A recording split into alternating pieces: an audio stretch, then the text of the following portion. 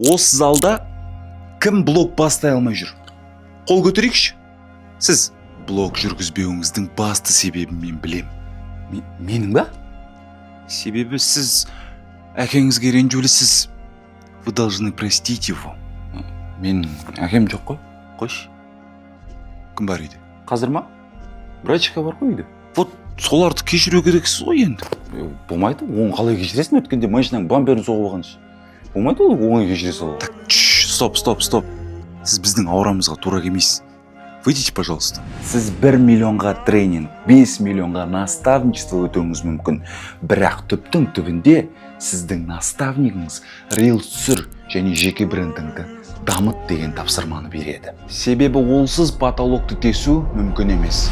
Ал мен оны тегін сабағымда айтамын. Ақшаңызды оға шашпай алдымен жеке бренд дамытыңыз. Рилстарыңыз сіз үшін жұмыс жасасын. Төменге сабақ сөзін жазыңыз.